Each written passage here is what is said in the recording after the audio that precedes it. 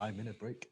It was. That's a quick 5 minute break. Busy people, man. Agency owners, you gotta make things happen fast. Jeremy, by the way, like, can you see also like what we're talking about, not just the cold video pitch, but how important it is kind of get the closing skill down. Like when you work with so many different agency owners, over 3,100 of them, I think you share with what are the two biggest challenges that they have when it comes to closing business? For starters, it's exactly what you mentioned. When they're just getting started, they don't have the experience.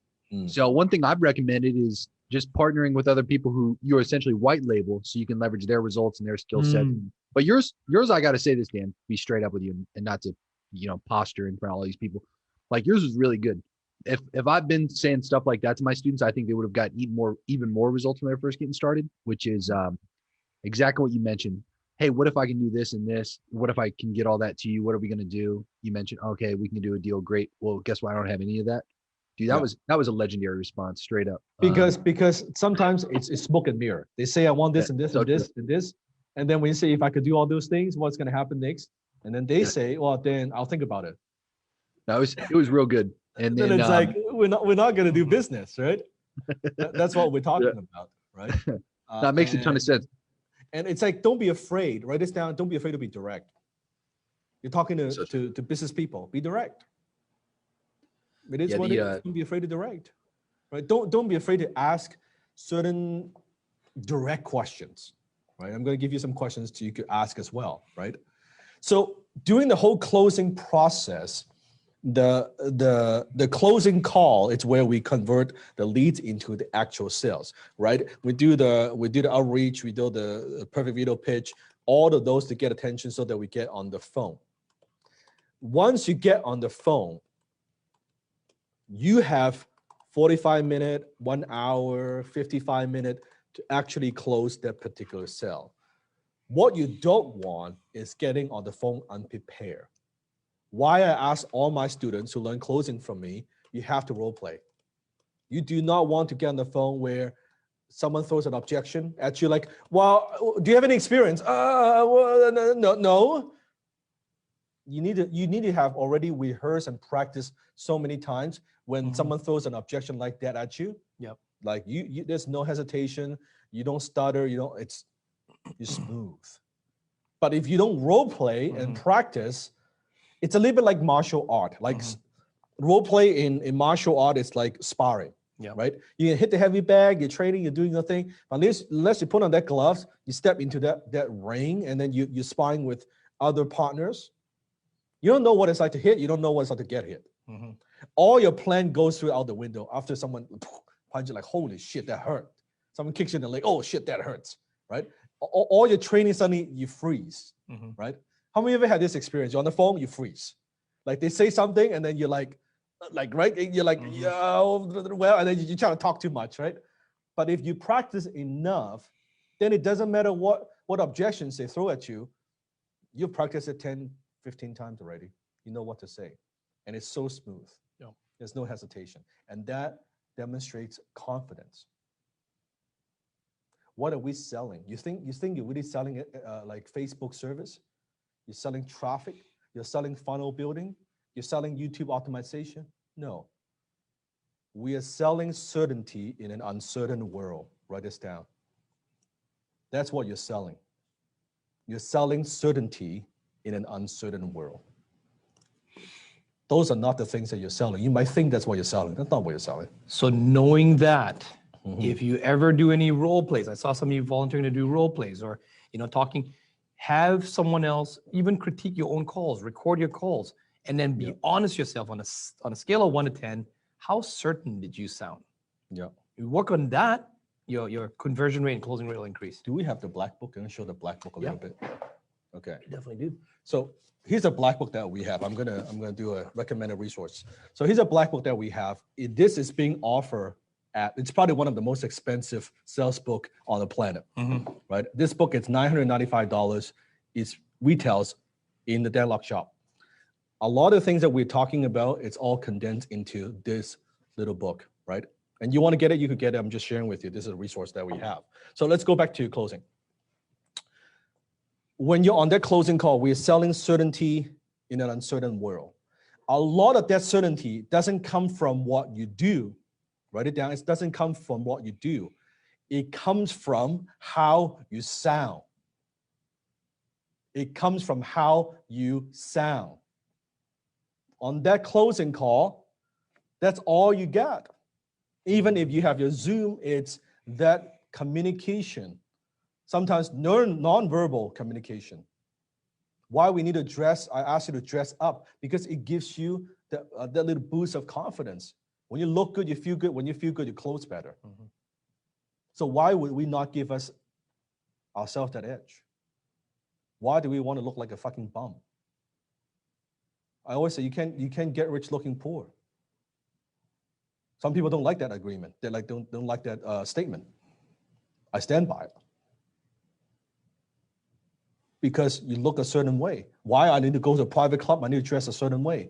Otherwise, they don't let me in. There's a reason for that. We're selling high ticket here, yes? We're selling high ticket. So the background that you use, make it look a little bit more official, look like an agency background. Anybody can do that kind of background, right? It's okay. You can close from your kitchen table, but just make sure the background looks decent, right? Make sure that your kids are not running around in the background, right? You know, it's like, hey, mom is closing a sale. Stay in the room, right? We close the sale, you get, we'll order some fried chicken. I don't know what it is, right? You know what I mean? Switch. Yeah, Kindle switch. But it's like you gotta set the expectation, and it's like, and Desmond does this a lot with the kids, right? Yes. Like, what's a little game that you play with the kids? So even years ago, obviously for 5 years, I was a single parent. They were much younger, 3 years, 5 years old at the time. Man, I feel so sorry for them. I used to put them in the room. They used to play Lego, like a small, tiny bedroom, for like 6 hours, 8 hours.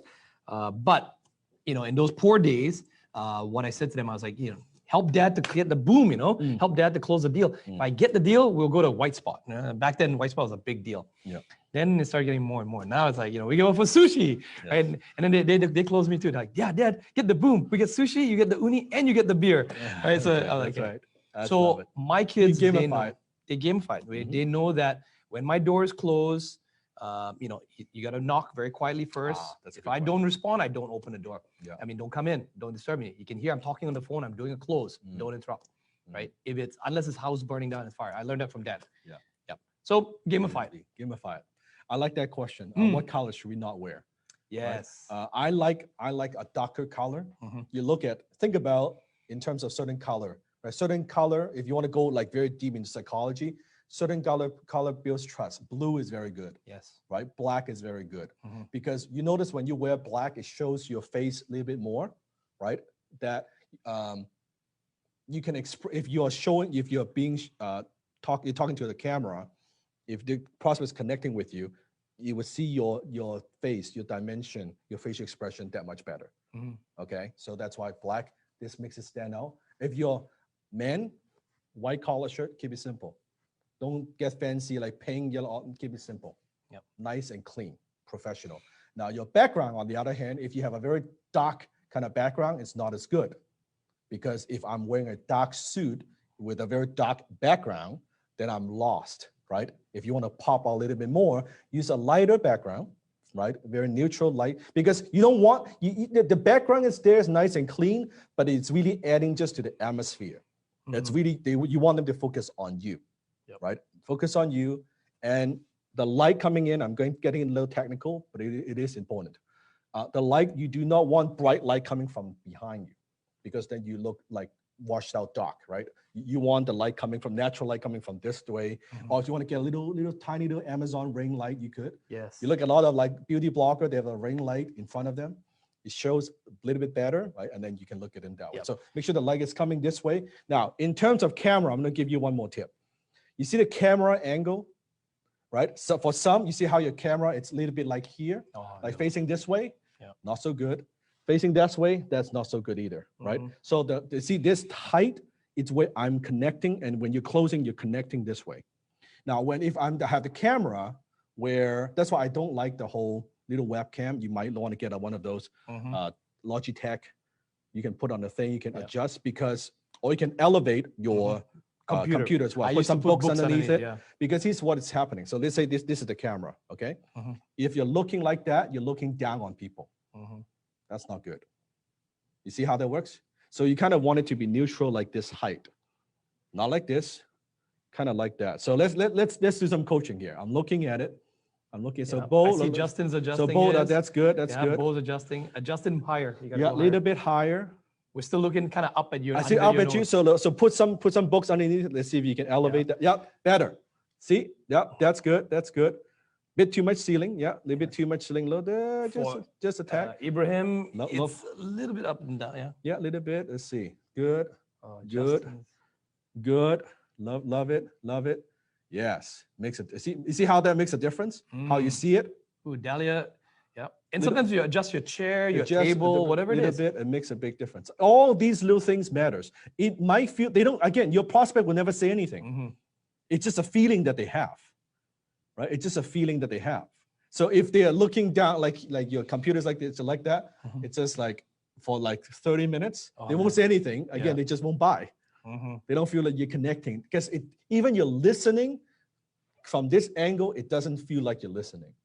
You feel like, you know how you kind of look down to like a little kid, a child, right? It's looking them like that way. That's not good, right? There's a little science to this. I love that. Beautiful. Love the way you look. Look like Jeremy's angle. Perfect. Paulo's good. Yeah. Like perfect. Getting better. That's beautiful. Ceiling, not too high, not too low. Yeah. Like closed a lot of deals at this angle. Yeah. Like it's mixed. I love it. You get it. Like perfect. Actually, the funny thing was Jeremy, when I used to talk to him on camera, I didn't know he was 6'5" because whenever I used to look at it, he'd be eye level with me. Oh yeah. Until I met him in person. Anthony. Anthony. Never figured out how to pull that off on the camera to get that to come off, you know? Sorry, Anthony. I don't see his camera yet. Hold on 1 second. Anthony, where are you, man? Anthony. Where's Anthony? Let me see. Oh, Anthony. I see Anthony. Yep. Let me see. Okay, Anthony, we've got Anthony a little bit, even just a tack higher. Anthony just a little bit higher. And tilt it down so it just closes up the space above your head. So you want your head kind of like this is the lens. Yes, this is the lens. You don't want too much space. You want kind of just like here. Yeah, I love that. Good. Much better. Yeah. Even just tilt down a little bit, Anthony, just a little bit down. Tilt it down a little more. There you go. Yes. Leave a little bit more. Lead a little bit more. Tiny little bit more. Good. That's the angle. Yes. So remember that. You see the difference? Yeah. Okay. Do you look at Anthony's video? Do you see the difference? Everyone is in Zoom. From there, like it's tiny. It's those little things. Philip as well too. Good. Yeah, Philip, love it. Zachary looks good. Love it. Vincent, good. Everybody looks more professional. Steven needs to work on his a bit. Just that alone. Everybody looks more professional. Let's do one more. Yes. Steven. I think Steven looks good. Yeah. He's still a little bit looking down. He's got the doors in the background, but yeah. You got to bring it down. Obviously, you probably put it on top of a monitor. So raise your chair up higher. Yeah. You know? Yeah, that makes a difference. Okay, very good. A little monitor. Yeah, we're closing deals. Like, get a decent camera, get a little couple books, stack on there, closing deals. This is how we close through Zoom. It makes a difference, right? Like I would do, I'll tell you, like one strategy I implement when I'm on the phone when I'm closing a deal. I want to make sure, like exactly everything I'm talking about, the background, the height, the camera, even though if I'm closing from home, there was a deal that I was closing from home, just from my home. I would talk about certain things. Right? And then I would actually show a little bit of where I'm at. Just like, oh, here's a little thing. And I'll show them, hey, here's my harbor because I've got a great view, right? I show a little bit of that. You show a little bit of that personality, like a little bit of that personality. Like if you're comfortable with that, you could, but I'm just saying that's what I do sometimes. It's like, oh, just show a little bit of that. Okay. Closing secret number 1. Throw all the traditional old school sales techniques out the window. We're talking about selling high ticket premium marketing agency. Are we trying to sell $100? No. Are we trying to sell $200? No. We're trying to sell thousands and tens of thousands, if not more, right? So a lot of traditional sales techniques from a lot of the traditional sales books, you gotta throw all the stuff away. It doesn't work so well for what we do. Part of why my methodology works very well, because it's the opposite of what most of these books talk about. Because you pick up any kind of, there's so many sales books out there. You pick up any sales books, they talk about, okay, all right, sales is about enthusiasm. You gotta be energetic, man. You gotta have all kinds of energy. You want to get the prospect excited, and you're like, the energized buddy. Man, you gotta be excited, and you're like, that's good. It's like this, right? Yeah. You gotta be like, you gotta be excited, and like, you gotta get them going, and then they can be excited. Then they'll be, no. We do not do that because the doctor frame, right? This is not flea market. This is not 2 for 1, 2 for 1, 2 for 1. You come in, take a look, 2 for 1, 2 for 1. No, we're selling high ticket here. Yes, this is why you don't use those kind of techniques. So all the traditional techniques, things that we've learned, throw that out the window. But then I don't want to be a sleazy salesperson. I want to offer my service. I want to offer my service as a marketing agency. I don't want to be a sleazy salesperson. How many like the idea that you could close high value client without ever feeling and being sleazy? Put a chat. Yes? Put your hand. Yes. You never have to do that. In fact, being a sleazeball doesn't close sales. It doesn't close sales. They need to feel comfortable. They need to know that you're an expert. They need to know that you are the specialist. So I would never ask you to be it. In fact, being it doesn't work. You do not need to be sleazy, slimy salesperson. Why we need to turn the prospect into the salesperson? Because we need to make sure the ideas about moving forward is coming from them and not coming from you. Write this down. It needs to come from them, not from you. It needs to be their idea. Because when you say something, it means one thing. When they say something, it means everything. So I need them to say something. I am not going to tell them what you need. I want them to tell me what they need. Even though I know what they need, but I want them to tell me what they need. I want them to tell me about the budget. I want to tell me about how urgent this problem is. I'm not trying to force them and say, hey, you should solve this, you should do this, and you should do that. Why don't you do that? No, I don't say any of that. I want to engage and ask good questions to get that out of them. Does this make sense? Yes. Right? It's about asking questions. So you never have to be sleazy. Write this down. People hate to be sold, but they love to buy. So don't sell. Help them buy. Help them make the decision to buy. Teach them how to buy. It changes everything. Why people like you close a sale, the inexperienced salespeople, right? People have buyer's remorse. They sell something and the next day, oh, I changed my mind. I don't want to move forward, things like that, right? Because they got sold. They twist their arms, you push them using very high pressure sales tactics. Of course, next day it's like, I don't want to do this anymore. And then they ghost and you didn't ever hear from them again. Versus it's their ideas, then it becomes their ideas. Make them own the ideas, right? Ask them, right? So it's a very different way of approaching closing. That's why I don't use the two terms the same. I think sales and closing, they're two different things, okay? Most people don't know how to communicate. Fewer know how to sell. Almost no one knows how to close. Most people don't know how to communicate. Few know how to sell. Almost no one knows how to close. You do not make money selling stuff. People say, oh, I'm going to sell a bunch of stuff. No, you make money closing the sale. Unless the deal is signed and closed, the money's in the bank, that's closing. All the money is in the closing. A lot of salespeople, they do a lot of show and tell. Yep.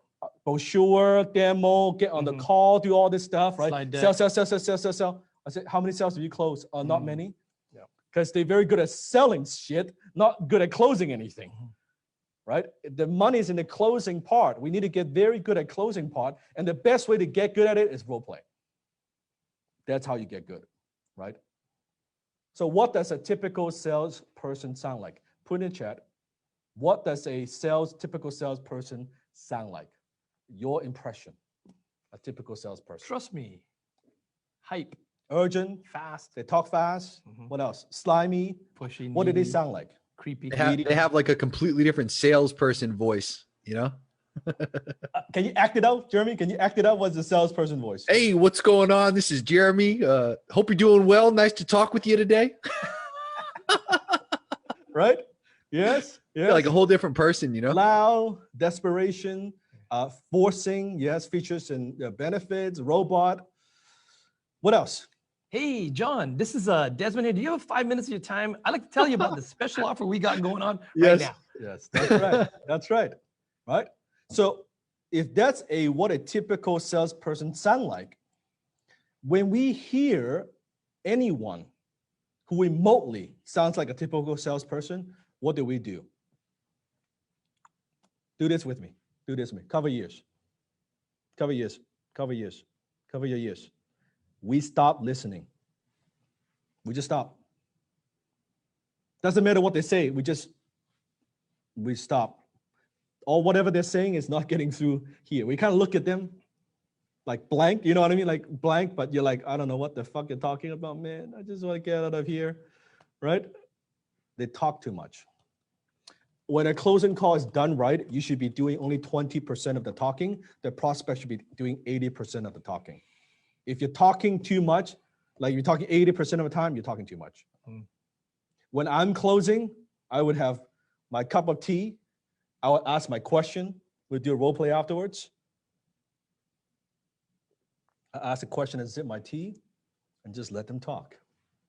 They talk for 5-10 minutes. And I sip another tea and then I ask another question.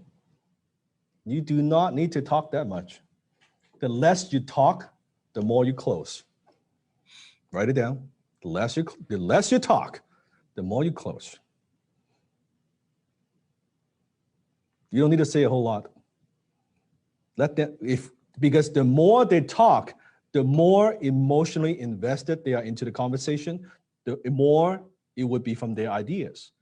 It's their ideas to buy, right? It's not our ideas to push. Right? It's not that. What typical salespeople do? Overly excited, right? You mentioned that they're too energetic. They've got this, like Jeremy said, the salesperson voice. They don't sound like this at all, but somehow when they're salespeople mode, they turn into this monster, right? Pretentious bonding. Remember, right? Pretentious. How's the weather? How the kids? Did you watch a sports game? Pretentious. That's not sincere. That's not authentic. They ask for the sale 2-3 times. How many of you heard of this before? You got to keep asking for sale, man. You got to keep asking for sale. Right? You ready to buy? You ready to move forward on this? Right? You keep asking until like they either like. So what do you think? Should I wrap it up for you? Should wrap it up? Like, ready to take this home? Like, no. You know the way I teach? You never ask for the sale. What? The way I teach closing is you never ask for the sale. You make the prospect give you the sale. Ooh, mic drop. You don't ask. You want to move forward? You want to? No. What would you like to do next? That's my closing line. I don't need 191 ways to close a prospect. It always amazes me, like some of these salespeople. I'm going to teach you 191 ways to close a prospect. Why the fuck you need 191 ways to close a prospect?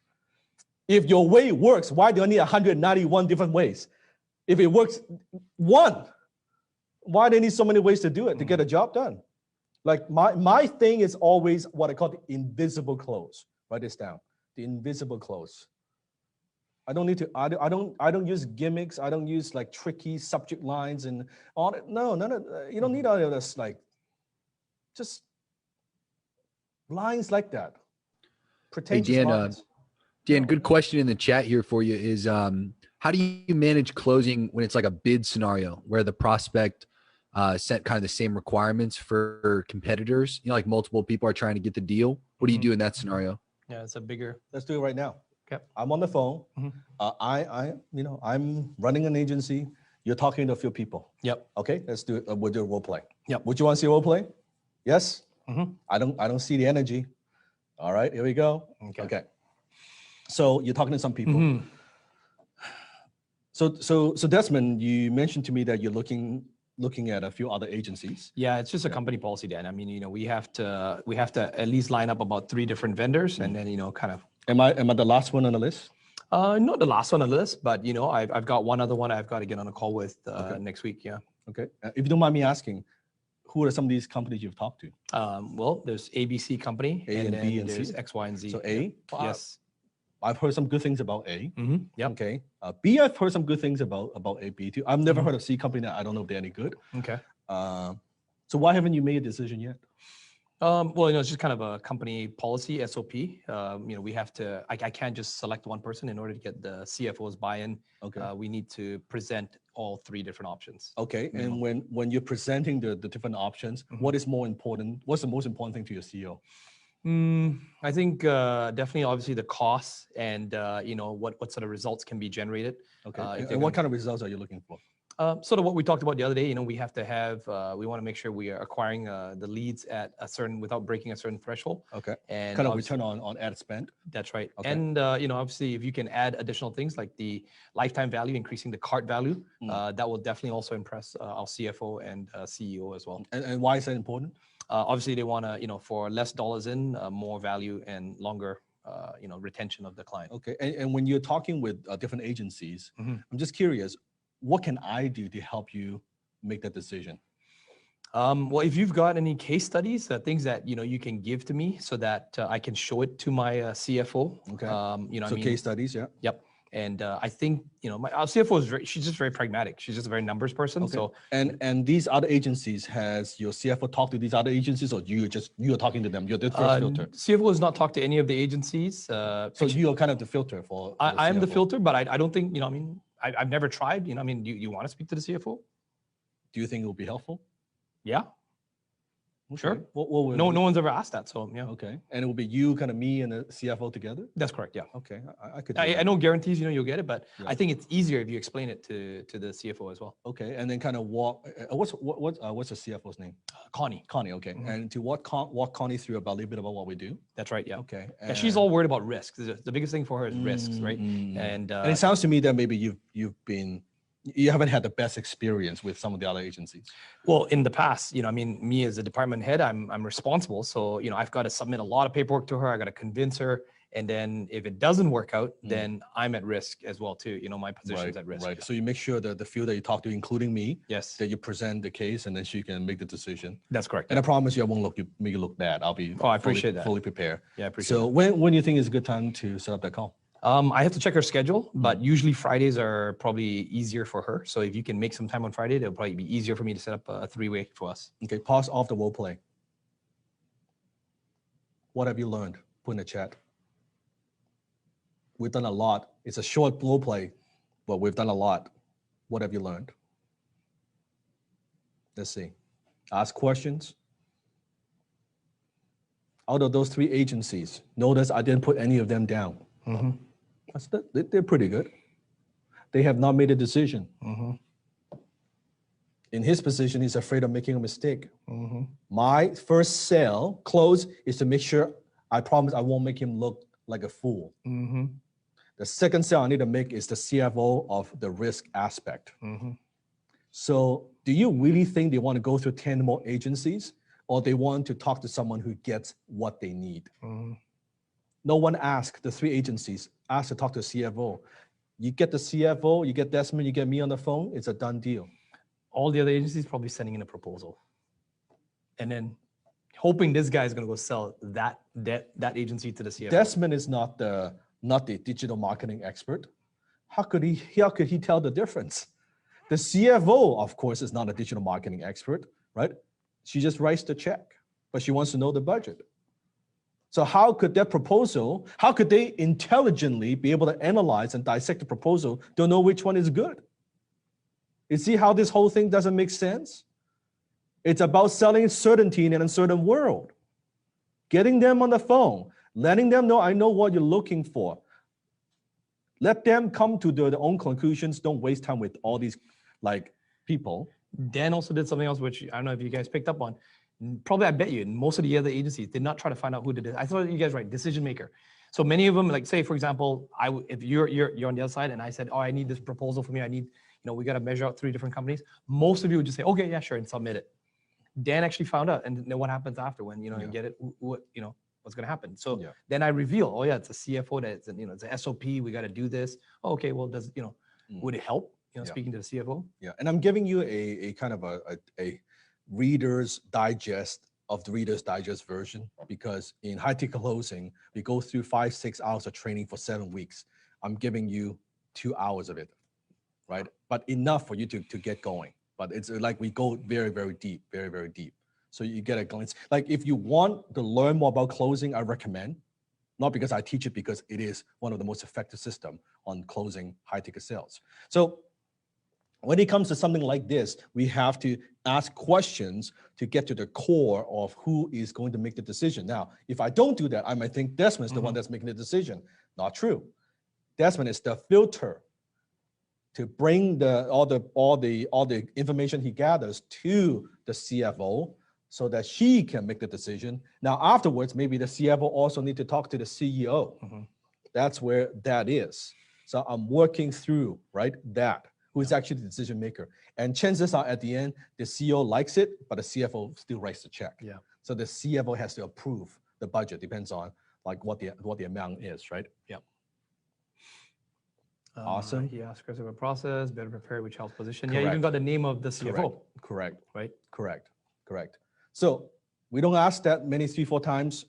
We simply let them bring it up. What would they like to do, right? Typical salespeople, they overly rely on a script. They think the script is the answer.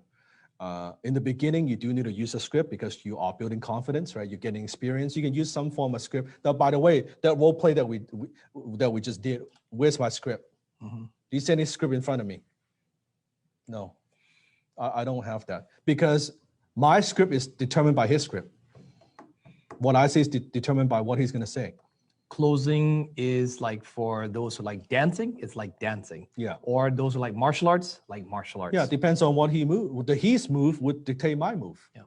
Right. I'm not going to go in with, I'm going to say this, I'm going to say this. No, it depends on, I may not say anything that I want to say because he wants to take it to a different direction, and that's okay.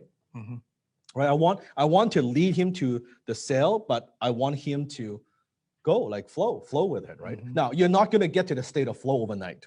This is after training, hours and hours of training, then it would flow. Then you don't really need it. So in the beginning, yes, you want some kind of script. Afterwards, after training, you'll be less reliable on the script. And when you get very good, there's no script. You don't need a script. You just which is like martial arts, right? When we are first beginning, your white belt, you learn a certain form. Yeah, you learn a certain form. But real fight is not like that. You don't go, like, oh, boom, I got to do the punch. Right? It's just that. It's very explosive. Right? They like to bring a lot of literature. I like to close with nothing. It's like I would get a pen and a notepad because I take notes. When they're talking, when the prospect, I like to take notes because these are important tips, right? But most of the time I don't have a bunch of stuff and like show a bunch of stuff. No, I just chart just all I need, my pen, my notepad, let's go. Right? And that's how I close almost like most sales that I do. If I'm meeting someone face to face, I like to use the whiteboard. Give me a whiteboard, give me a marker, that's all I need. Right? It's very simple. So don't over rely on literature. If you're not a good closer, all the literatures in the world won't help you. Yes? Right? You need to be good. If you're a good closer, you actually don't need anything. In some of the high ticket deals I've closed in the B2B side, I do use a bit of literature, but this is not the time for this. We covered this in another time when we did another training, ultra high ticket closing for B2B sales. I will have some, but it's not for the closing. The closing is done the first half. The literature is normally like what is going to happen, the steps. So, in a more professional setting, I have professional, here's what you can expect. You're going to get this, we're going to do this. So I'm already eliminating the whole SOW and everything else. So you're not using the literatures to help you close the sale. Yeah. The literature is there as a supporting material. That's right. To explain, here's what you get. Yeah. Many times I won't even use the literature, but if they ask me a question, okay, I've got this slide, let me show you this. Visually to show. Yeah. But it's not like it's not like what we're doing now, like one slide after another, one slide after another. That's not how the whole thing would go. I skip around, I'll bounce over it. Look at this. This is what you're gonna get. This is the flow, this is the patterns. Yeah. I focus more on the connection side. Make sense? Yes? Okay. Try to please and chase the prospect. We don't do that. You don't want to please, you don't want to chase, you want to be very, very neutral, calm, cool, collected, right? You know that you're doing this right when your prospect at the end of the call, when you close the sale, they say thank you. That's when you know you got this. Because I teach all my students, you don't say thank you at the end of the sale. Let's say Desmond says, go ahead. I don't say, thank you so much. I thank you for your business. No, you don't say that. Here's what you say. Congratulations. Write it down. Congratulations. So after he says yes, it's great. Yeah, Dan, shoot me the link. I'll take care of the payment today. Sounds good. Congratulations, Desmond. I look forward to working with you. Okay. Yeah, appreciate it. Thanks, Dan. That's it. Very counterintuitive, right? A little bit different. Actually, when you say congratulations, they're more inclined to say thank you. Yes. No, you want them to think because you are going to help them solve a big problem that they have. You're going to solve the traffic issue. You're going to solve the exposure issue. You're going to solve the ad issue. You're going to solve the funnel issue. Whatever it might be, it's a big problem that they have. Yeah, it's see, after we close, now the relationship starts the right direction. Right now, we're going to the right direction, the right foot, versus, oh, thank you so much, thank you for business. I make sure, like, no, it's like, congratulations, right? Like 1 or 2 words difference. Big difference. You do not act, talk, behave like any salesperson that your prospects ever talk to. All the things that we talked about that you list out, overly excited, they talk too fast, they don't listen, they push, they're slimy. Any one of those things, you do not talk, behave like any typical salesperson that they have ever talked to. You do not want any of that, okay? Any of that. Patricia's got a good question. Would this also work in this flow you just did for closing a parent enrolling their child into our high-end music academy, as they are usually shopping around for the lowest lesson price? Yes. So Patricia, for the academy, when you don't give them other ways to make decisions, they have to make decisions based on price. Because we don't give them other ways to make decisions based upon. But when you give them other ways, the truth is, for most of us, we ideally don't want the cheapest solution for what we do. Most people. Like for certain things, like toilet paper, whatever, certain things, commodity, I call them, that we might pick the lowest choice, right? Let's say you want to get, okay, you know what? Let's say you want to get LASIK eye surgery, okay? LASIK eye surgery. And you see an ad outside, buy one, get one free. Buy one eye, you get the other one for free. Do you be like, oh, that sounds like a good deal. It's good. Maybe left eye, right eye, I don't know which one, right?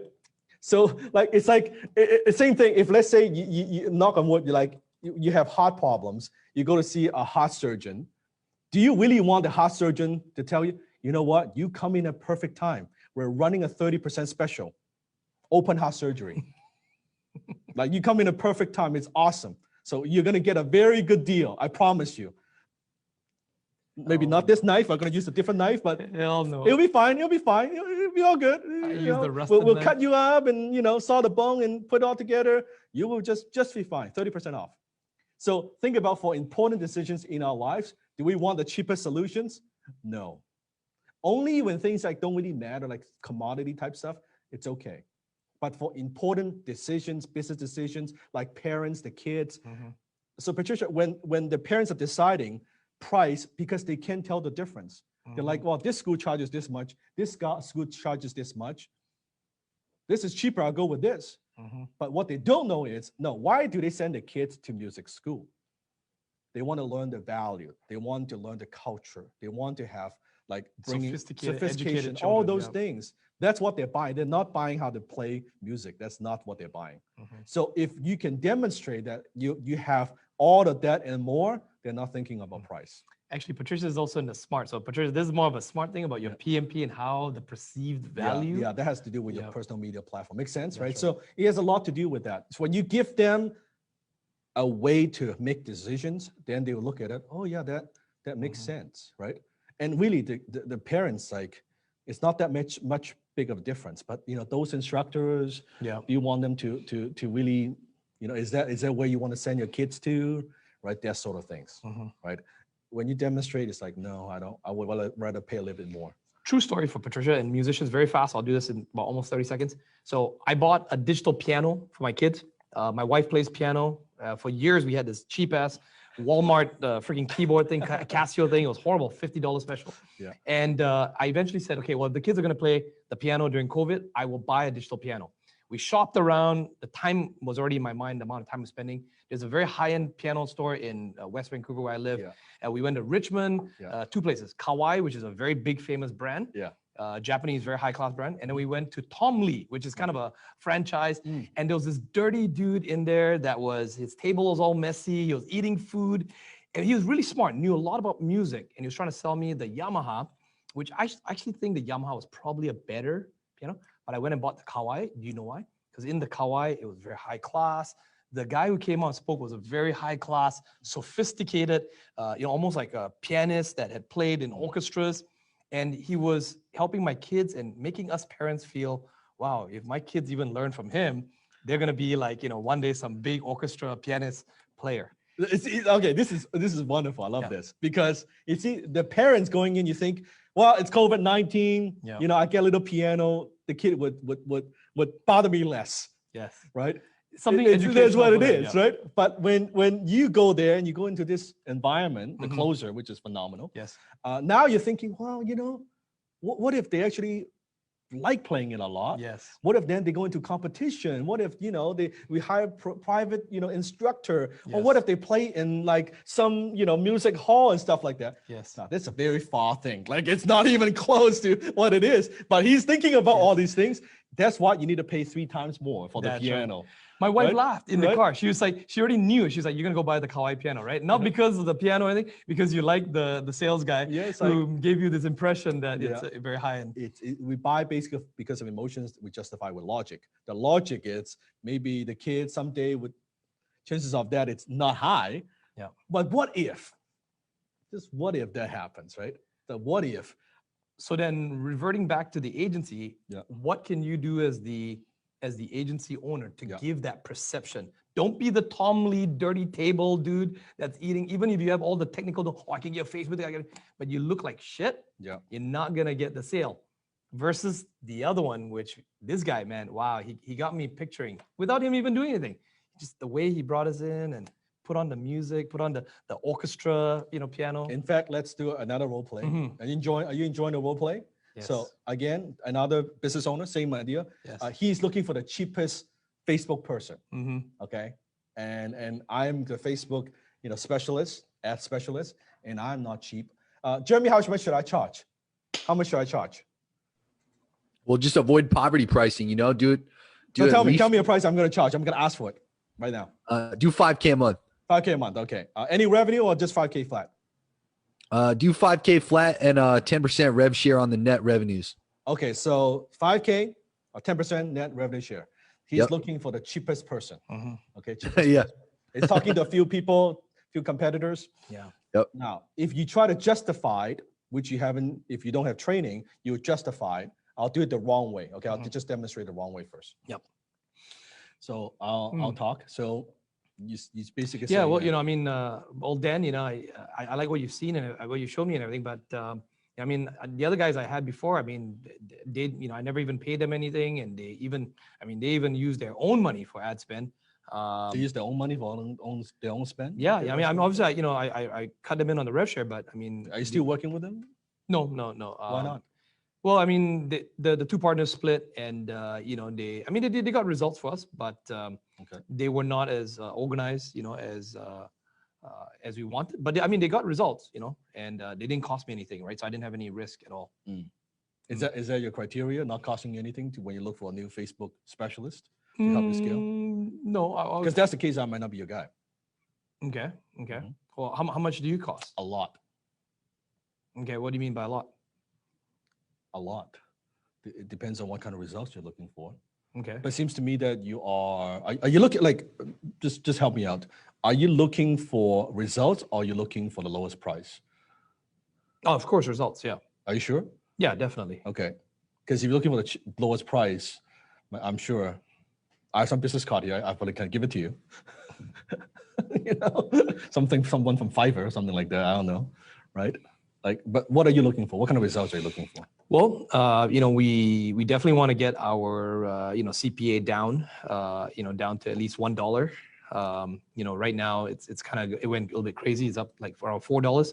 We want to get it down to $1, and definitely want to increase the lifetime value of the client. We want to at least maybe 20% increase on that. If that's something you can do, then I think I can justify covering your fees. Question: if you hire an agency and they don't do that for you, what's going to happen? Well, I can't work with them. Yeah. What's going to happen to the company? Oh, well, shit. Well, yeah, we don't have, unlimited budget. I'm going to have to make some pivots very quickly. Otherwise, we won't be in business very long.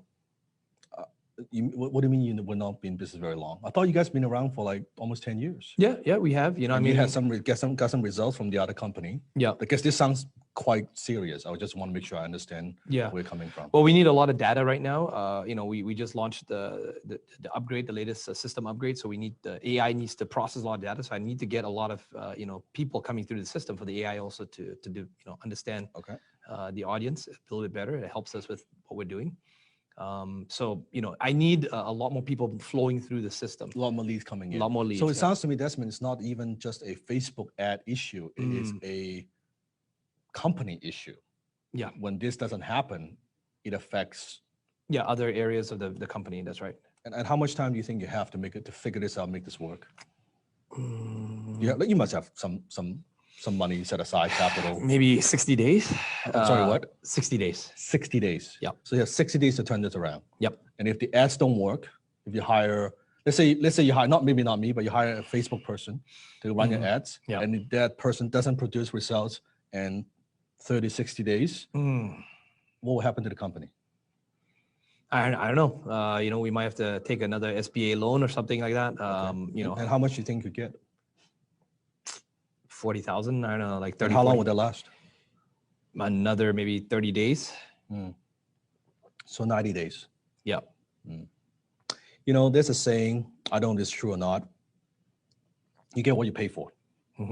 So I'm not saying this because I want you to hire me. I'm saying this simply because we're having this conversation. Yeah.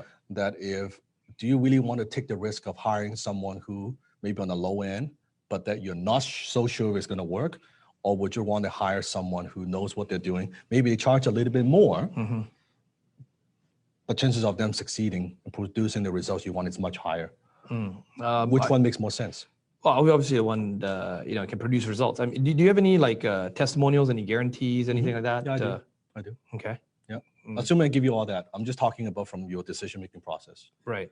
Would you be comfortable going, I know that cash flow is tight, but would you be comfortable kind of investing a little bit more for the right person to help you solve this problem? Yeah, of course. So how much again do you charge? I charge 5,000 a base, a monthly, and then a 10% of a revenue share for net revenue. So the 5K covers my cost. Yep. Okay. Yep. But really I make money on the 10%. Okay. It's a lot. I mean, it's a lot of money. How do you feel about that? Yeah, well, I mean, hey, if you can get, what sort of results do you think you can get in, say, 30 days? Well, the 5K, it covers my cost, as I said. Yeah. But really, the more money I make you, the more money that we make together. Okay. Right? So I want to produce as much revenue as possible within the return on ad spend that we agreed on, right? And how much ad spend do I need to put aside? How much budget? Well, how much are you spending now? $300 a day. Okay, $300 a day. Yeah. And if I could get you X return, would you be comfortable bumping that up? Yeah. So it's not. You're not starting at 300 a day right away, right? No. I need to look at the statistics first. Okay. Yes. Okay. What the other company has done. Right. So we might start with $100 a day. We'll see. Okay. Well, yeah. If you can do $100 a day, so that would make me feel a lot better. So 5,000, and that's every month, and then you said 10%. Yeah. So the 5K is fixed. Okay. I'm not going to increase that. Okay. But the 10%, then more leads are generated, more revenue generate. Got it. So if I'm paying you the rev share, do I stop paying the 5, or do I continue paying the 5? And no, the 5,000 is flat. Okay, understood. Okay, okay.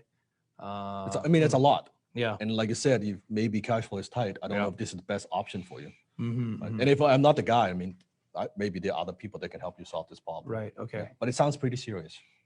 Yeah, we need to take action pretty quick. I need to make a decision this week. So yeah. How fast can you do this? What do you need from me if we get started? If you make a commitment today, I can get started as soon as within the 48 hours. Log in your account, look in statistics, look in your ad manager, and help you come up with a plan. Yeah. Right. Because I know we don't have a lot of time. Yeah. Right. And my goal is to turn this into an amazing success story. Can I ask you a question? Yeah, go ahead. If I can turn this around for you in 60 days, would you promise to give me a testimonial? Yeah, absolutely. Yeah, for sure. Okay. Yeah. So I want to turn this around in 60 days. Okay. Yeah. Pause off the role play. Yes. Put a chat. What have you learned? And I'm playing a nervous, kind of, uncertain person. Yeah. True. Notice I drink a lot of tea. Yeah. I actually played the part of an actual person. Yep. There was a guy that I closed. It is not about the Facebook service. It's not about the Facebook ad. It's how the Facebook ad solves a bigger problem that he has. You see how I eliminate other choices. I eliminate the competitors, not by putting them down, by demonstrating I know his problems and situation. I'm more understanding than anybody else. That's how you close the sale. Do I sound overly excited? Do I find it's all eager and like all this? No. Just ask questions, right? That's control. That's closing. Jeremy, what have you learned? What do you think? Yeah, this is good. The way you differentiated yourself, you asked a lot of questions, it gave you a lot of context to be able to come in and make the sale. And then you position yourself so far away from the cheap person. And, in this role play scenario, it was meant to be like he was playing the cheap guy. So you essentially made him self-convince himself to not go with cheap people, even though he's a cheap guy.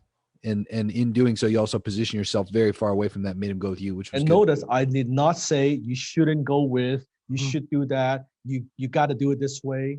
I didn't. Yeah, so true. I asked question. I said, do you really want to do that? Is that the risk you're willing to take? What if that doesn't work? Don't you think you get what you pay for? Right? When he says something, it means something. When I say something, it means something. When he says something, it means everything. So it's asking those questions to have the prospect reply in a certain way. And then you continue with that conversation with the close. You see, by the end, when we close, you see, it's a very invisible close. I don't need to talk a lot. It's okay, what do we need to do? How do we get started? Okay, well, I'm gonna send you an agreement, I'm gonna send you a link, we get it taken care of, get the money out of the way, we get to work. Like the whole thing, it's not preachy, it's not salesy, it's not any of those things. You should never need to sound like that to close any kind of high ticket transactions. That's not the way that I teach it. It was his decision. I love it, Tina. Yeah, I learned that even the prospect wants to stay on the cheap path. They're not a good fit. That's correct. That's right. You see, but how, when he's coming from a place of scarcity, fear, he's like, I don't want to spend. We only have 6 months, 60 days of cash flow. I don't want to spend money, but I give him a different way of looking at it. You notice that, what I said, right? You give him, when he doesn't know, he's like, I'm going to go with the one that's the least risky, which in his mind is the cheapest. But in this case, I'm educating him on, well, that may not be the best way to go. That's right. Because it is the cheapest, but could you really afford to make a mistake? And chance of you making a mistake is very high because it's cheap. Oh, well, maybe I don't want to do that. Well, if you don't want to do that, then what are you going to do? Notice during the whole process, I did not say, you should go with me, you should hire me, I'm the best, I'm going to do this, I'm going to do that. I didn't say any of those things. Because by giving him a different way of thinking about things, how to make the decisions, the natural conclusion is, you go with me. I don't need to tell you to go with me. By helping him to make a more informed and educated decision, he would make those decisions. He's an adult. I don't need to push. I don't need to twist his arm, right? He wants to solve the problem. Give him a different way to think. Exactly. Exactly. How many of you are going to go back and listen to the replay of this? Yeah, we'll play. Yes. Yeah, we'll play. It's a lot, right? Good. Closing secret number 2, the harder you qualify, the easier it is to close. The harder you qualify, the easier it is to close. So don't be afraid to qualify throughout the entire closing process, one at a time, one question at a time. You qualify them, right? Don't be afraid to ask those kind of difficult questions. You notice how those questions are not very comfortable for the prospect. You notice that, right? They're not like, I said, what's going to happen in 60 days? Well, I'm going to guess SBA loan. Well, how much can you get? How long would that last you? Well, maybe another 30 days. You see, it is not a pleasant experience. You notice that? It is not a pleasant experience for him because he's like, shit, I got to make this work. I got 60 days. I got 90 days. It is the only way that he would do something. Now, not all the prospects you talk to would be in that kind of situation. Yeah. Hopefully not. But they always have some kind of pain that they want to solve, some kind of pain that they have. They don't want to experience anymore. Yeah. Oh, no, I'm good. Yeah, so the harder you qualify, the easier it is to close. So I'm going to do a quick role play. Yes. I'm gonna pick one of the challengers. Okay. Now, here's the thing. Don't put up your hand yet. Do not put up your hand yet. I want to pick someone who have not gone through XTC, who have not learned closing from me, right? Because for my students who have gone through XTC, it would not be a good demonstration. That's right, you, Bo. Yeah, they're like, like don't raise your hand. I see the XTC shirt and all that. Like, no. I love you guys, but I need someone who's not gone through that because I'm gonna coach that person throughout. Okay, and you're gonna be yes, thank you, thank you. All my students love you guys. Yeah, so no XTC, no closing. Someone who has not learned closing from me, who may be a little bit nervous. Right, it's kind of new, a little bit nervous. Don't know exactly how you would close. You would get the most out of the time. Like this is the time. You're in a safe environment. Yeah, we're here to. This is gonna make the time. difference to help you make that money. To get really direct feedback and coaching from me, right? So let's pick someone. If you put in the chat. Yep. Raise your. Actually, if you can raise your hand. Put up your on hand. the Zoom, we can unmute you. Yes. Make sure you're in a non-distracted environment. Right. Make sure the audio is good, please. Right. Let's pick someone. Put up your hand. If they can't put up the hand function, I'm not seeing that. Okay, so what we need you to do, if you're on Zoom, is do the thumbs up. I think I saw Patricia. Yeah, Patricia can do the thumbs up. If you guys can do the thumbs up. Yeah, she did a thumbs up. Okay. Yeah, why don't we pick Patricia? Okay, let's do Patricia. Now I'm gonna take notes. Yes. You're gonna play prospect. Okay. So I'm gonna take notes here. Right. I'm gonna take notes here. Yes. So we can unmute Patricia. Okay. Are we ready? Patricia, you can speak? Yes, I'm here. Okay, awesome. All right. Hi, Patricia. Patricia, are you ready? Yes. Okay. So you will be selling the digital marketing service. What service do you want to sell? Okay. Digital marketing. Digital marketing, YouTube. YouTube, okay. And is it going to be organic or paid? Organic. Organic, okay. And how much you want to charge? 5,000. $5,000 a month, okay. All right. And I'm going to create a scenario where you have a YouTube channel. Yes. And it's doing, let's say you've got 100,000 followers. Okay. 100,000 followers. Ooh, that's pretty good. Yeah. You are going to, you're talking to different people. Yep. Right. But you want to kind of grow faster. And your goal is to, I won't tell you, just to get to like the next level. Okay. And the YouTube channel is already providing some decent revenue for you. So you kind of want to take it to the next level. Okay. Okay. Patricia, you got that? Okay, so go for it. Ring, ring. Oh, she's muted. Yep. Make sure she's not muted. Let me unmute her again. Okay. Oh, Patricia, you need to unmute. Yeah. Okay. There you go. Okay, perfect. Go for it. Yeah. Hi, this is Desmond. Hey, Desmond. Hi, Patricia. How's it going there? Good, thank you. Yeah, thanks for making the time for the call today. Can you tell me more about your, what you guys are doing for the YouTube channels? Yes, I'd love to, and I'd love to know also how your YouTube channel is going. Do you want to describe to me what you're going through and how I can? Well, if you saw my channel that I posted, I gave you some stats. We just went over about 100,000 about 4 months ago. And then the problem was I noticed there was this, it plateaued out, right? I mean, all from about 50,000 to 100,000, it was rising quite quickly. And then recently it kind of flattened out. I'm not sure, maybe, is it the thumbnails? Is it the titles? I even noticed some drop in some of the subscribers. There was a couple of days where I lost about 100 to almost 300 subscribers. So I'm not sure if like YouTube was doing any cleanup of it. So yeah, that's just kind of where it's at right now. Well, have you seen a drop in your sales revenue because of this? Well, the AdSense revenue, what we get, I'm sure it'll affect it. I can't see because it's maybe 30 days later, but I'm pretty sure. I predict it's probably going to go down a little bit. Yeah. Mm-hmm. And what results would you like to see? What would you like your channel to be doing? Well, I like to see it keep growing, obviously, right? That's one of the streams of income to get from the AdSense. But at the same time, too, I want to know more about your business. Like, what do you guys do? Like, what kind of services you provide? What can you guys do to help me grow the channel more?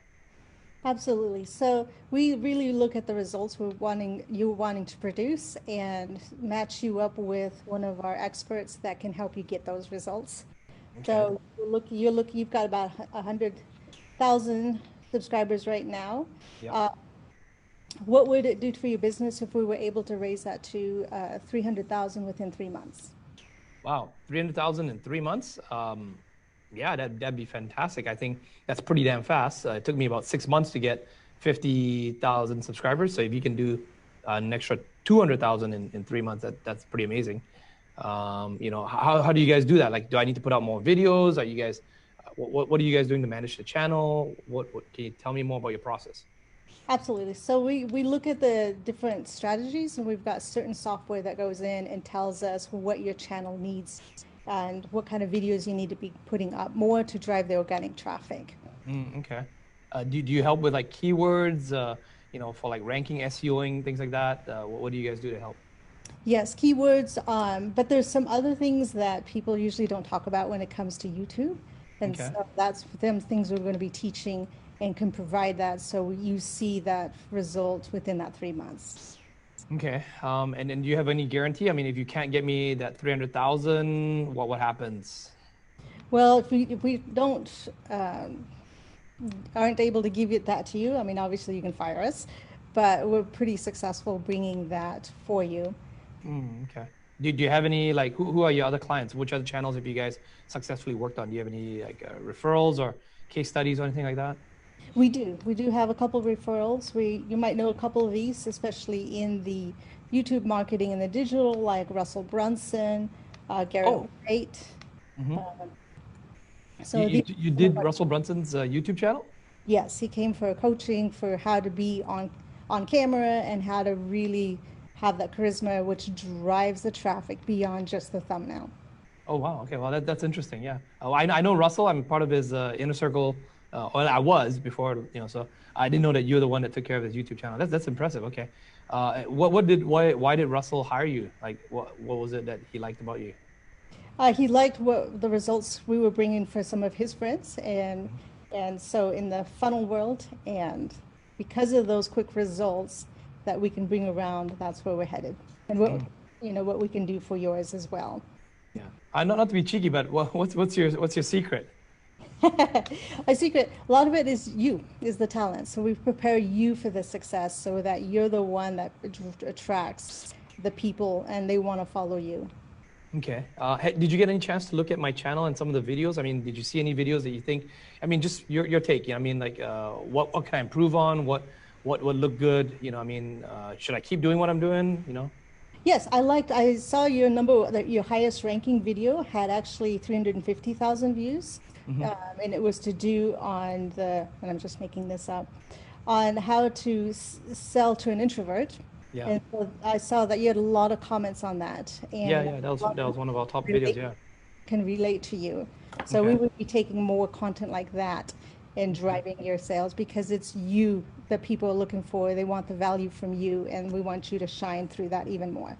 Okay. And so, I mean, like, how many people on your team? Like, what happens? Because I'm over here in Vancouver. Where are you located? We're located in Spokane, Washington, so not too far. Okay. So not too far. So how does it work? I mean, like, do I film? Do I have to hire my own videographer? And give me an idea. I know I saw your website. I saw some of your services, but I don't fully know how this works. Yes. So it's funny. I've never done this. Okay, hang on a second. So yes, we have, we can do, if you were to do this yourself, obviously you can buy the equipment, you can make sure the lighting and all that, but to have somebody direct you so that it saves you time and because I see that, you've got the 100K. How much time do you want? I mean, how much time do you need to get to your goal that you're wanting? Well, I mean, get there. I want to get to that 1,000,000 subs, right? I want to get that plaque, the gold plaque. And, I think the biggest challenge right now is that I have kids. And I mean, when I started my channel like 5 years ago, my kids weren't born.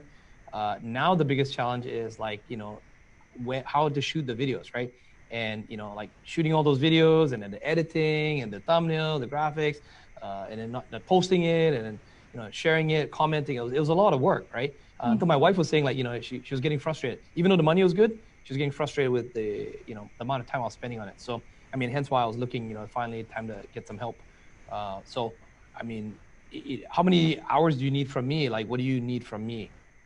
Well, I publish like 3 videos a week right now. I mean, do I need to go up or down or what? So it sounds like spending time with your kids is really important. Yeah, it is. Yeah, and because the time is so precious with them because you only have so much time. That's right. Yeah. Well, I mean, they're 5 years old, 5 and 4 right now. They're going to kindergarten, and so it's kind of a good time now. They're starting to go out and about. And my wife also works day jobs, so sometimes because I get to work from home, I'm pick them up from the kindergarten to preschool. Right. And also, you probably want to spend more time with your wife, don't you? Yeah, absolutely. Yeah, of course. Yeah. So if we could help you cut your time down by a third, would that be something you'd want to do, so you can spend time with your family? Yeah, of course, yeah. I mean, well, it all depends, right? I mean, I don't know how much you guys cost, so everything has a price. So, what's your price?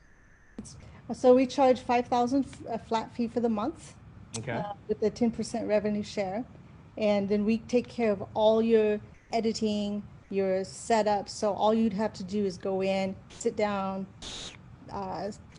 do your content, and we take care of the rest for you. So you actually could do, instead of you do 3 videos a week, you could do it all in one day. And we have frameworks, so you don't have to try to figure it out. We'll give you the framework. You just get in front of the camera, and we direct to that, so you can be a one-take wonder. Okay. So 5,000, but you said something about rev share. What was that about? Like I got to give you a percentage of my income? Yes. I don't know this part. I just learned it in this challenge. That part just the next one. Okay, good. Okay, round of applause for Patricia. Awesome. Very good. Oh, Patricia, you're too good. I'm looking for someone not as good. It's too smooth, but it's very, very good. Very good. Never done this like this, so thank you. No, it's great. Wonderful. And of course, it's always, for all the challenges, not easy to role play in front of a lot of people, right? Because on the phone, it's one-on-one. It's always a little bit, nervous, a bit nerve-wracking, but I think you, how many would agree? Put in chat. Patricia did a great job. Yes. Yeah, it's awesome. Great cadence. Yes. Kudos. Awesome. Go. Yes. Wow. Good job. Really awesome. Wonderful. Amazing. That's right. Now, so you notice how I love how Patricia's asking about a little bit of personal. Yes. The wife, spend time with the kids, kind of go down that road a little bit. Kind of talk a little bit about the pain, right? Because it's creating content, right? And then transitioning into the price. I have. Dan, you want to just quickly flash? I mean, don't have to go into all the notes, but just flash. Yeah, look how much notes was taken. The tips that I have. Yeah, that's a lot. Yeah, the tips. So I'll give you 3 coaching tips, Patricia. So when you are going in the beginning of the conversation, when he's asking, tell us what you guys do. Like, I would love to do that. Like, most of the time, I would like to make that more neutral. So I get not too eagerly, too excited. Now tell me about what we do. Oh, I would love to tell you everything that we do, right? I would love to tell you the amazing thing that we do. Like, I want to be more neutral because we want to be in control of the conversation. So the way that I would usually reply, so go ahead and ask me tell me about your YouTube things, okay? Well, Dan, I mean, just tell me what do you guys do? I mean, how does your service work? Well, that's a good question, Des. We do a lot of things. Tell me a little bit about what you are looking for. See, so that's a redirection. I want to redirect. I'm not too overly excited. I'm not, let me tell you, I don't do that, right? So that's the first tip. The second thing is when he was talking about, I would prefer, because we talk about the 300 subs in 3 months. We don't know what he wants. I don't want to insert my idea what's important for him. Because you see, when you said that, he was a little bit like, well, I think it's a little bit ambitious. I don't know, can you actually do that? I think I would be happy with 200. Maybe. So I don't want to like dig myself a hole of promising something I don't know if I could fulfill. So I much prefer to ask him. Yeah. Right? So I might do something like this.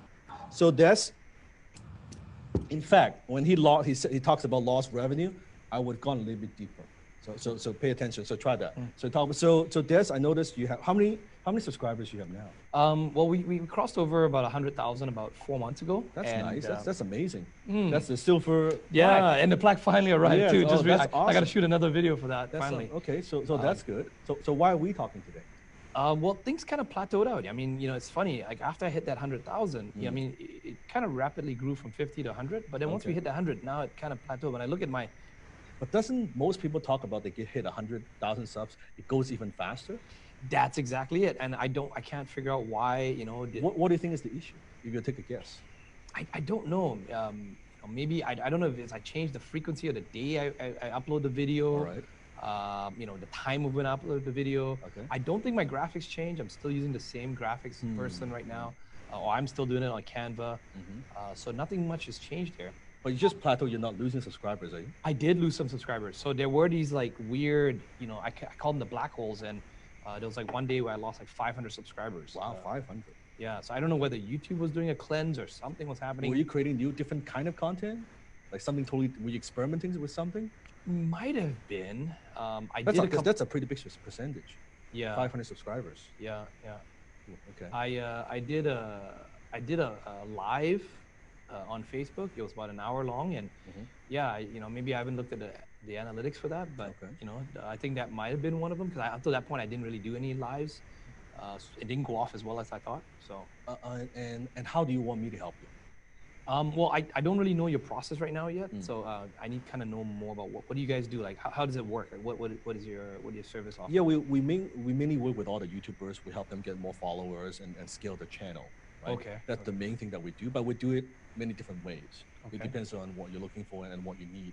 So if you could share with me a little bit about like what kind of results you're looking for. Are you looking to get more AdSense revenue, or are you looking to grow your subscribers? Like, tell me a little bit more. Both. If Both, you okay. can obviously grow the subscribers. So you're 100,000. What's your goal? Ideally, I want to get to the million, right? I want to get that the gold plaque. Okay.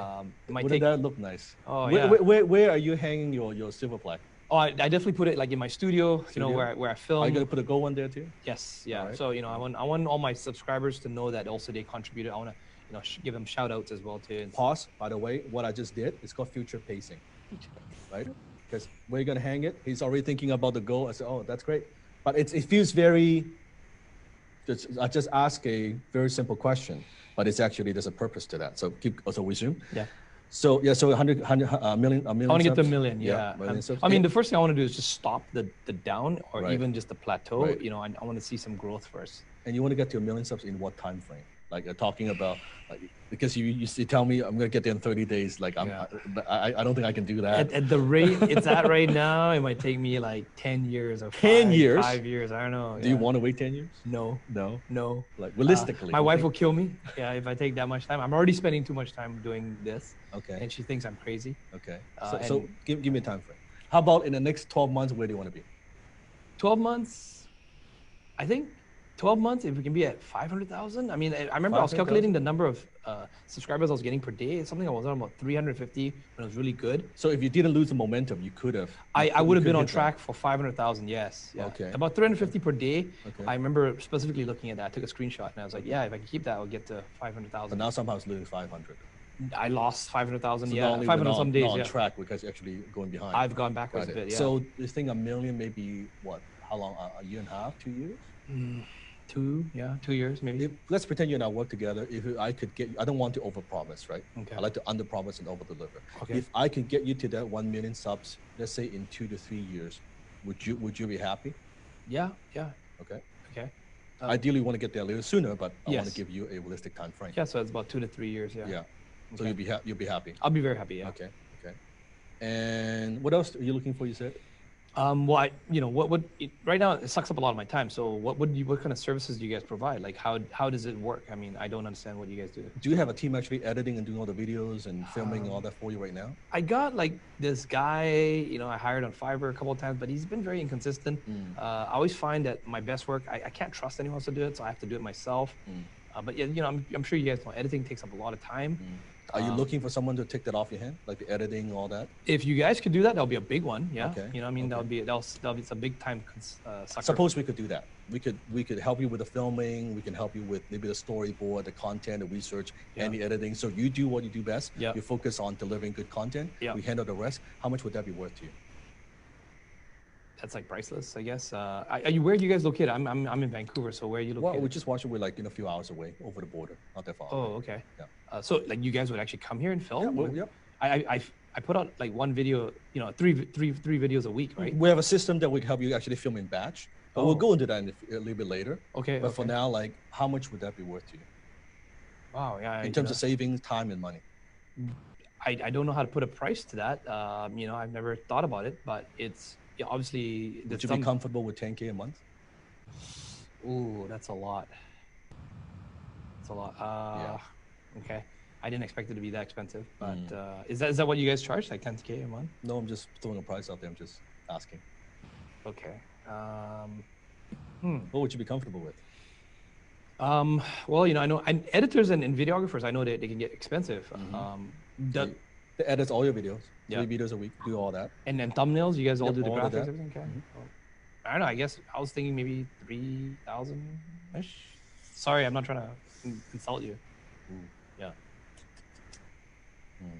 Yeah. I mean, I get some AdSense. I mean, right now, and I do every now and again, I'll do some affiliate offers. Do you guys know how to do that? Like, can you guys kind of SEO the video, and then if I'm putting out someone else's offer, Yes. I can get more sales. I mean, then I can pay you guys, right? So maybe we focus on that. Some of the videos you help me do, get some of the revenue generating videos. Are you talking about like some kind of revenue share structure? Like I'm not clear. Like what you're offering. Like, what are you proposing here? Geez, I never even thought of it. I mean, if you guys are really good as you say you are, I mean, like, do you have any case studies? Anyone you've worked with? Yes, we do. We do. Yeah, we work with some big influencers. A, B, C, and D. Oh, yeah, okay. We manage all their channels. You actually do their stuff. Okay, Correct. wow. Yeah. Oh wow. And you were charging him what, 10,000? All depends on the followers. It depends on the type of work they want done. Okay. Yeah, but anywhere from few thousand, like 5,000 to 10,000. Well, I mean, hey, I got 2 kids. I'm just doing this as kind of like not a hobby, but it's a side income. And I still even have a day job. So obviously, I'll just be very transparent. If we could, if you don't mind me asking, how much you're making from your daytime thing? Daytime is not very stable. I work at a lumber mill. So it's when they have shift work and stuff like that. But on average, about anywhere from 3,000 a month. Okay. Yeah. And I'm just guessing. What if we could have your YouTube actually replace your YouTube income replace your actual day job income? Wow, that'd be good. Yeah, that'd be. I'm sure my wife will love that. Yeah. Okay. Yeah. Okay. And so it goes back to so what are you proposing? I'm sorry, for the percentage. Well, I mean, if we could help you get to the 1 million subs in 3 years and up the revenue. I like the subs, but if you guys can help me get even just the videos that sell and make more money, then I have no problem paying you guys, right? So, what would you be comfortable in terms of percentage? Well, my number one top affiliate offer, I get paid 50%, and it's a $2,000 thing that we this coaching thing that we push. So,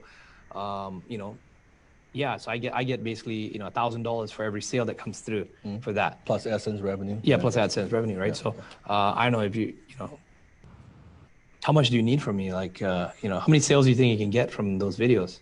It's not so much what I need. What my focus is helping your channel become more successful. Okay. And bringing more revenue for you. At the same time, kind of covers my costs and make a decent profit, just like any business owners, right? As an agency owner. I'm just gonna throw a number out there. Yeah. Would you be comfortable with, let's say, revenue share in terms of, let's say, 15%?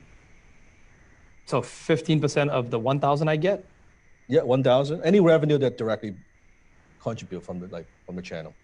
Okay, so I get if I get for every sale I get $1,000, you want 15% of that would be $150. Correct. So I give you $150. Yeah, and also 15% on Essence revenue. Oh, okay, yeah. Because it help you optimize your channel, right? Right. Yeah. How do you feel about that?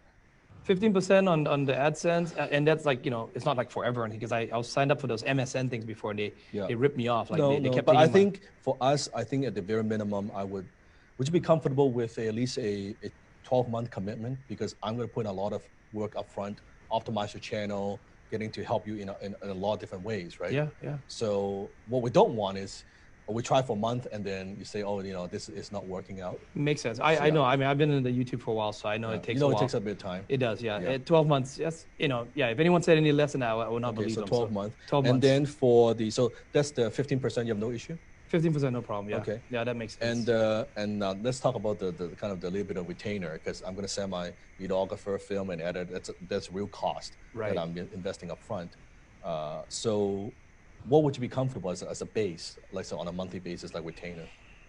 Like I said, I think the biggest risk for me is that 3,000, was it? Yeah, 3. Just because I know if worst thing happens, at least my salary can cover that. My wife's pay can cover all the needs of the house, right? So I obviously we can't do that too long, if we're not making any money and I'm paying you 3,000 a month. But from the sounds of it, you sound pretty confident, so I think you probably know what you're doing. Yeah. I mean, help me get some more extra sales, help me get the AdSense up, help me get the subscribers up. Yeah, then I have no problem, paying you at all. Pause off the role play. Okay, Patricia, what have you learned? That's amazing. Okay, but you see how I'm not proposing, like I'm not pushing him into what I want. Right. Like, what are you comfortable with? Like because he has a number in his mind. If I'm pushing for that 5K, he's not going to go for it. His comfort is that 3K. But I could push on the revenue share part. That he's a little bit more flexible. But I won't know unless I ask, right? But if I say it's going to be this and this, it's like, oh no, that doesn't work. No, I want to know kind of what works for him. Now, could I kind of push a little bit of work that to 3,500, 4,000, like 34,000, maybe, but he will not like it so much. Yeah. Because he's not so comfortable. Now, what I could do is in the future, once the revenue is up, that's right. I could go back and say, you know what, why don't we lower it to 10% and give me a base of 5? Yes. Right? Because that's why I wanted in the beginning. And to him, it's like, oh, this is great. Yes. Right? But what we're thinking is 10% anyway. That 50%, it's okay. We are getting what we want, but maybe not day one. Right? Make sense? Awesome. Even with the 10,000, Dan, set the bar really high. I set the bar high. I said it's going to be 10,000. It's going to help him when he tells me 5 later or even anything else. Because he's thinking, well, maybe I hire this agency is going to be 10K, but I can do the 15%. I'm only paying 3K. That's right. See, he feels good about the deal. That's the most important. The prospect, they have to feel good about the deal. So by that time, we agreed and we move forward and boom, we got it, right? Awesome. Great job. Great job. Great job. Awesome. Awesome. So put in chat, what have you learned from the role play Patricia did, and also me with Desmond? What have you learned? Put in the chat. Isn't it fun? Like it's not scary. It's not nervous. It's fun. I'm just asking questions. I'm doing that, and it should be like that. You should be smiling, having fun, not like all tense up. And no, it's like, great. After the phone call, I walk away, right, with a client, a 3K retainer, and then the revenue share. In the Facebook, Ninjetta said, yeah, nice. Get the prospect to make an offer so they don't feel like it's more than they can afford. So notice what I asked. So what are you proposing here? Like, what are you saying? Right? Like, tell me about your plan. This guy's a bit wishy-washy. I'm playing a wishy-washy guy kind of guy. So who doesn't want to say that he's kind of, circle back. broke. So what exactly are you proposing? Like, let me see. I'm the buyer. Let me propose something. Let me think about it. Right? When was the last time a salesperson says to the prospect, let me think about it? Not the prospect telling us. We tell them, let me think about it. And then they say, are you still there? Yeah, I'm thinking. Give me a minute here. I'm thinking if I want to take this deal, right? I'm thinking about it. You see how powerful this is? Like it truly, what the ability to close, the ability to write copy, the ability to do digital marketing. I mean, these are very, very powerful skill sets. Right? These are the skill sets not only gives you the freedom, but also to recession-proof your income. right? We sessions prove your income. And when you know how to close, it's so much fun because it's not a fight. You see how it's not a fight? It's we are on the same page. Yeah. How can we collaborate? Mm-hmm. How can we make this work? How can we make this work? Not like you are my enemy and I'm trying to get you and no, it's like, that sounds important. I've got a skill set. How can we make this work? Mm-hmm. How can we make this? Jeremy, what do you think? Let's see. Mr. Haynes. Yeah, makes a ton of sense. The role play was really good. Mm-hmm. And when it comes to the position you're talking about, yeah, we do this all the time. You know, like we communicate to our clients. We have 20 specific traits we're looking for. We just don't do deals with people who don't have all these traits. And immediately turns it around to them selling us on being a perfect client. We tell people too, we're like, we limit the amount of people we work with to 10 deals. So it creates a, a standard that shows like, hey, this isn't a fake scarcity. We only want to take on the highest quality clients. Yeah. We're incentivized to drive revenue for these people. Yeah. And, we vet every deal. So yeah, a lot of deals do turn into them selling you in comparison to you having to sell them, which is always so good. That posture you need to practice, right? And in the beginning, it might feel a little bit unnatural, especially for those, how many have some kind of sales experience besides HTC? You've had some sales experience, right? Now, it's always the one who has sales experience to learn this new methodology a little bit harder. Old habits. Some old habits kicked in, right? But before, even Patricia, when Desmond was asking a little bit about, like, do you have a guarantee? You can see Patricia's like, lose a little bit of control because, obviously, like you can hear from the tonality. But if you know nothing about closing, you learn this, like this is day one, you're learning this is great because then you don't have to unlearn all the bad habits. It's so easy. One of the biggest challenges I have with students with like a lot of sales experience, and I tell them, don't talk too much. They can't shut their mouth. They try to talk too much. Yeah. And when they're losing control, they talk faster and more. That was me when you first met me. Like I said, no, Desmond, don't talk.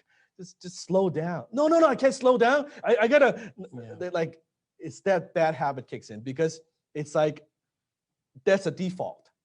They feel that they're losing their sale, to get that sale, they go back to default. Versus this is a new way of closing. Patricia did a little bit of that. If you go back and listen to the very replay, tiny. You were justifying. You're trying. Patricia did really good. I was ready to answer, but then you kept talking about a couple things. So. But for a first timer, yes, absolutely. It's amazing. Yeah, it's very really good. Amazing. Like Patricia, I'm just helping give you a few things to kind of tweak, right? But those few things are like the small hinges that swing big doors. Right? A couple things here and there, and you go to the next level. Awesome. Okay. Art of tonality. Your tonality is one of the most powerful weapons you have as an agency owner when you're closing on the phone. Okay, everybody talks about script, no one talks about tonality. Tonality, how you say it, is way more important than what you say. Because you can say the same line with the wrong tonality, it's done. You lose that sale. So I'm gonna demonstrate the different types of tonality. Now, I just want you to hear. In fact, close your eyes for a second. Okay, close your eyes for a second, because I want you to hear. Don't fall asleep though. Yeah, listen closely. So just listen to the tonality. I'm gonna say ask one simple question. It's, what can I do for you? That's it, okay? Now, I'm gonna do it 5 different ways, okay? 5 different ways. Quickly, just when you hear it, just no filter, and then quickly type in the chat what you think. Like what comes to mind, what feeling I'm not gonna tell you what feeling I'm trying to create. I'm just gonna have you listen to it and quickly, you decide what feeling that you're feeling. Make sense? Okay, first one. Ring, ring. Hey, what can I do for you? Put in the chat. Shock. Oh my God. Overexcited. Loud, excited, eager, desperate, too much. Wakes me up. Dang. What the fuck? Hype. Hype. Okay, second one. What can I do for you?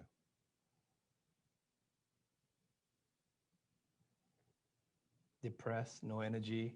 What? Tired, bored. Interested. Just woke up. Okay. Boredom. Third one. What can I do for you? Rude, rush, pissed, rude, too busy, pushy, aggressive, angry, rude, quick and sharp, don't care, hate the prospect. Fourth one. What can I do for you?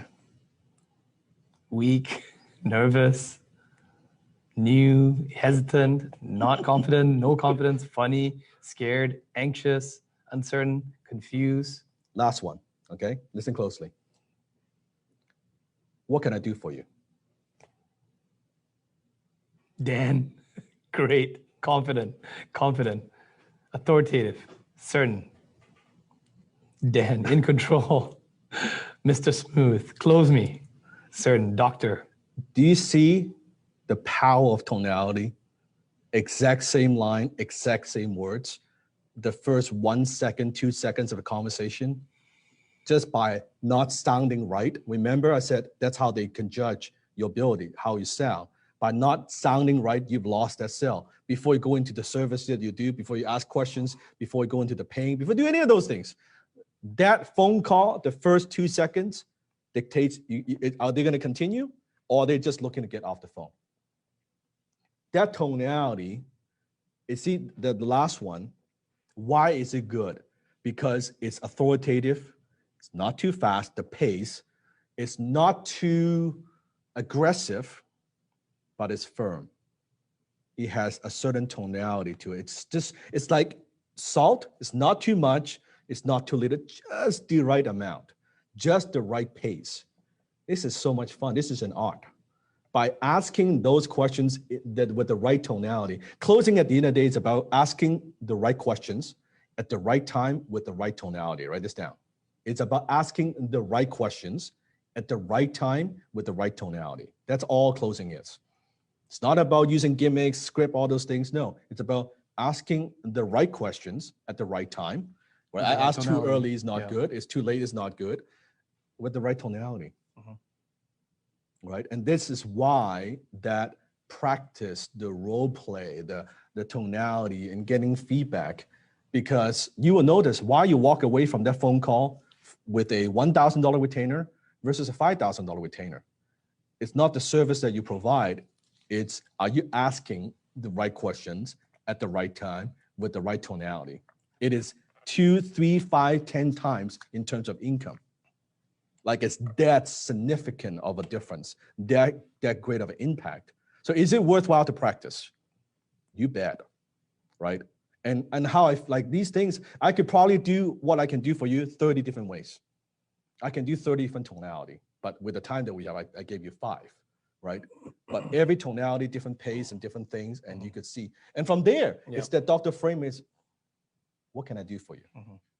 They're like, well, they go into it, and then you go into it. Now, sometimes I might intentionally up my energy a bit for certain things. Like, you know, notice the role play I did with Desmond about the gold plaque, right? I said, oh, where are you gonna hang it? Oh, I'm gonna play like there. I'm celebrating. I'm just being with him. Like, don't be too robotic and boring. The joy of like, well, wouldn't that be great? And then you notice I shift the tone back to business. So we're together, celebrate, goal, 1 million subs, awesome, back to business. If you hear, we watch again, you see, I notice I changed my tonality. I speak with an accent. It doesn't matter if English is not your first language, you speak with an accent, it doesn't stop me and it shouldn't stop you from closing some big deals. Yes? Doesn't matter. Accent is charming. It makes you stand out. That's okay. That's okay. So don't let that hold you back. Oh, I speak with an accent. I don't speak perfect English. No one, I don't have people saying that, you know what, I can't sign the deal because you have an accent. That's a problem for me. No, they care about, can you solve the freaking problem? You can solve the freaking problem. I mean, it doesn't matter. You can speak Mars. The accent problem is in your head, right? It's not a problem. It is actually, it's more of a problem for us than for the prospect. It doesn't, especially you're selling internationally. You're going to work with all kinds of business owners. In fact, their accent might be worse than you. You're like, can you say that again? Is it 1,500 or 5,000? Like, say that again. I don't quite get it, right? Like, they don't know. So, tonality. Last secret, closing number 3, less you talk, the more you close. So, understand the whole process. All we do is simply guiding. We're not pushing. We are polling. We're guiding them by asking questions. And I know sometimes you will feel that I can jump into it. I can I can just tell them the answer. Don't tell them the answer. Indirectly. So I could tell them, oh, it's 5K, it's 10% a month. But 10%, 5K a month and 10% revenue share. I could have done that very early on. I don't want to do that. Why do I go all the way to find out you actually want 3K, you don't mind paying 15%? Because I don't want to give him the idea. I want him to give me the idea. On this note, I'll give you a bonus tip. Would you like that? Yes. Simple. I'll simplify this. Write this down. 1 + 1 equals, and let them answer the question. So you're doing the That's 1 right. + 1 part, but let them give you the equals. I love that. Justin has a question. Yes. Go ahead. Sifu, does your tonality and tempo change with your prospect's tonality? No. Again, goes against a lot of typical sales books and sales training. They talk about mirroring, right? You want to mirror your prospect. If they talk fast, you talk fast. If they're a certain way, you do a certain way. Maybe in the beginning of a conversation, but the reality is you don't want to mirror them. You want them to mirror you. Yes. You want them to go with your pace, right? You want them to kind of follow your lead as you're leading the conversation, right? You're closer, but you're leading you're leader too. You're leading the conversation. So I want them to get with my pace. Yes. Because he could be totally off the chart all over the place. If I go all over the place, I'm not going to close the sale. Versus I bring it back to my pace. Now, doesn't mean I don't listen to his speech pattern a bit and try to go with a little bit of that, but bring him back to. Dan, I know what some of the HTC or the closers are thinking. They're thinking, oh, what about that YOLO one? You know, you got, again, go back and listen to what Dan just said here. He did it a little bit, and then he pulled me back to what his pace is. Yes, it's a little bit like dancing. If like I like with dancing, I'm going with the partner pace, but then I'm leading back to like my move again, right? But this will be a step. Okay, go back to the music. Very, very key. Like that's how you want to flow, right? We want to flow. So 3 reasons to ask questions. The ask question is the best way to qualify the prospects. How do we qualify the prospects? We ask questions. That's what we do. Asking questions gets them more involved, right? If you just tell, they tune out. But ask questions, let them talk, right? And questions help you to discover their needs. I don't have to guess. I don't have to speculate. I know. Like I didn't know that the wife is not happy with the YouTube, like all this filming schedule and all that. I didn't know that if I didn't ask. I didn't know his goal is to get to 1 million subs. I would have guessed, or maybe he's happy with 200. No, it's actually he wants that. So I didn't know that he wants to quit his job and do this full time. A lot of these things I didn't know if I don't ask. So don't assume you have certain expertise, because we always have this kind of blinder on that, oh, I'm a Facebook person, I sell Facebook. If you follow what Jeremy's teaching, it's not, maybe they don't need Facebook. Maybe they want something else, but you can go back to your referral network and say, hey, you can still make money closing that deal, refer that, and that's perfectly fine. Versus, oh, you want YouTube, I only do Facebook. That's it. I can help you. Then you're leaving him on the table. Does that make sense? You don't want to leave him on the table. You can still make money, even you don't perform the service. So I think, who was it asked the question? Devin asked the question. I just saw it here. It disappeared for a second. Yeah, that's how you qualify. Yeah, by asking the questions. That's right. By asking the questions. Okay. Whoever asks the question controls the sales conversation.